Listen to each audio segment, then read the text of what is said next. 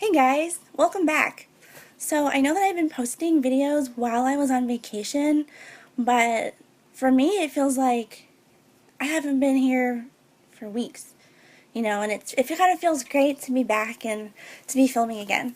So we went on vacation to Vancouver with a couple of our friends, and I can't say that I've ever been to a place that was so unique. The really interesting thing about Vancouver is that it is like city and wilderness. It's like where city and wilderness come together. And I've never been to a place where we had an Airbnb and I could see from either side of the Airbnb, one side I could see the snow-capped mountains out the back. And out the front I could see the city skyline. So we were kind of right where all of that kind of meshes and meets in the middle. I've never been somewhere where that is or anything has been like that. We drove about an hour and a half outside of the city and you're in like ski areas. We went to Whistler and it's just as beautiful in the summer as I'm sure it is in the winter when it's full of snow. A lot of it had melted away and we did like ATV tours, we did a sea to sky gondola, we did a helicopter wine tour that was so crazy and like probably the coolest thing I've ever done in my life. And of course, the whole point of me being on YouTube and making a channel was because I love makeup a lot. I love makeup, beauty, fashion, skincare, all that jazz. So of course I did bring back quite a bit of makeup from Canada, things that I couldn't find here, colors that are lighter than ones that we have here, especially for foundation. So I was really excited to see some of those. You can't see it on camera, but kind of have a big mess of stuff behind us. We haven't really unpacked everything yet. The other interesting thing is right now the Canadian dollar isn't quite doing so well against the American dollar. So a lot of the things that I bought were actually a lot cheaper than I was anticipating. The prices at their Sephora there are pretty much in line with the prices at our Sephora here, with the caveat that you're actually spending less because their dollar is a little bit weaker compared to our dollar, so that was kind of cool. Their drugstore makeup actually, on the other hand, was kind of expensive, which I thought was really interesting. But they do tend to carry more expensive brands just in general in their drugstores, which I thought was neat. So the two main drugstores that I went into were London Drugs and Shoppers Drug Mart. They actually carry, the typical drugstore brands, but they also carry more luxury or high-end beauty brands in there, and I was really surprised. They carried Benefit. They've carried some brands that I've never even heard of before, but, I saw a lot of people milling about in the makeup area, and I kind of, sneaky followed them a little bit to see what they were picking out. But I thought it was really neat to have that mix of drugstore and more high-end or luxury brands all together. It was just a really great kind of mesh of options, and I wish more places here did that. It was really cool. I almost forgot. I did tell you guys I wanted to do an update on my lash extensions, and I would do them again. I thought that they were just awesome. I didn't have to do anything to my top lashes ever while they were on. But I think I would just save it for special occasions. I don't know that I would have them on all the time. It was tough getting used to not doing anything to my upper lashes and really trying, like I went out of my way to try to take care of them and not touch them, and it kind of felt like I was just doing too much. But I also think it didn't help that right after I got them, we had a lot of rain here. And when the rain comes, it starts kicking up all of the allergens that really bother my eyes in particular. When that happens, they end up watering a lot, they're really itchy, and they burn, and it's an awful feeling. But, combining that with the lash extensions, it was tough, to say the least. I felt like the fact that I had such bad allergies while I had them on kind of affected how long they lasted. So I got them, I don't know, maybe 2.5 weeks before we went to Vancouver on vacation. And by the time we went to Vancouver, they were almost completely all gone. I thought about getting them refilled and touched up, but with the allergy situation that was going on, I really do think that affected the longevity of them, and that's why they fell out quicker than maybe they would have otherwise. So I think I would save them for special occasions, but I really did enjoy having them on. It was actually a time saver for the most part. You know, not having to do your upper lashes and knowing that even with almost no makeup on, you still looked like super put together and fly. I mean, that was totally worth it for me. Okay, so at this point, I'm going to kind of give you guys a little bit of a warning because everything that I'm going to talk about from this point on really isn't makeup related. So if you're just here for the makeup and you don't want to hear the rest of it, it's totally okay. You can totally cut it off here and just be on your way. But I really felt like this was something that I needed to talk about because if you guys have seen the news lately and just, you know, events that have happened in our own lives here, things that have affected me, I just felt like this was really important to talk about. So when we were in Vancouver, I got a notification one day when I woke up that I had a comment on one of my videos. And at this point, comments are still kind of like diamonds.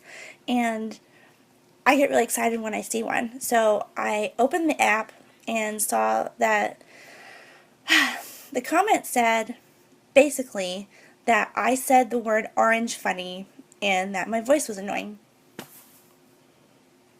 So I was annoyed for a little bit, but you know, a couple of minutes later I was like, okay, kind of rolled over my shoulders and it didn't really matter. But think about how that would affect somebody who can't let things go as easily. So before I talk about, there's like two things that I want to talk about in reference to this. I'm not calling out the person who left the comment. I just kind of wanted to talk about it on a general level and address basically just kind of like cyberbullying or bullying in general. So this is not directed at whoever left the comment, but just because, you know, you've seen on the news that there was a girl who basically told her boyfriend through text messages to kill himself, and he did.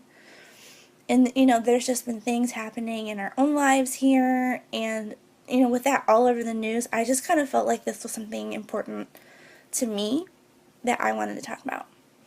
So, the first thing is, I don't mind comments, positive or negative, either way, because no matter what the comment is, I want to try to use it to make my videos better and just kind of help me grow here. I've only been doing this a few months. I know that I'm not doing everything right. So regardless, those comments are helping me make my videos better.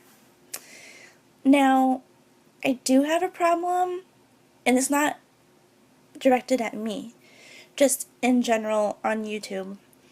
I do have a problem with people who make rude comments about things that are totally unrelated to the content of the video. In this case, the commenter told me that my voice is annoying.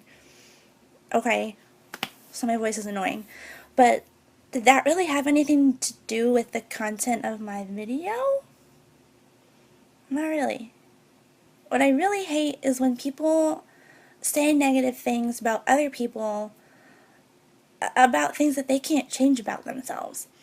So some of you may or may not know a lot of what I'm about to tell you, but I used to be bullied a lot in the past for things that I couldn't really change. When I was little, I used to be bullied because my teeth were really big compared to my face. So I always looked like I had buck teeth until I kind of grew into them. I used to be bullied about my cystic acne no matter what I tried or what I did. Nothing changed it or made it better. It was just something I had to deal with. And I felt like I couldn't do anything about it, and yet I was teased constantly. I used to get teased about what I wore, too.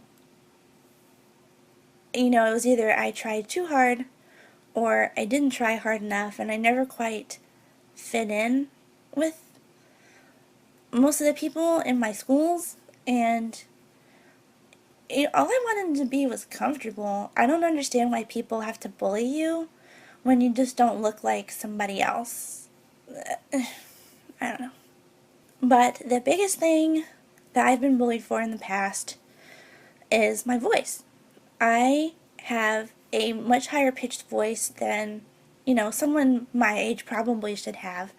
And especially when I talk on the phone, especially at work, people are very surprised at how I sound because I sound like I'm 12. All of these things that I've just told you about are things that I've kind of come to terms with, and yes, I grew into my teeth. Yes, eventually my cystic acne went away. My voice is still high-pitched, but I've grown to kind of love it because it makes me different.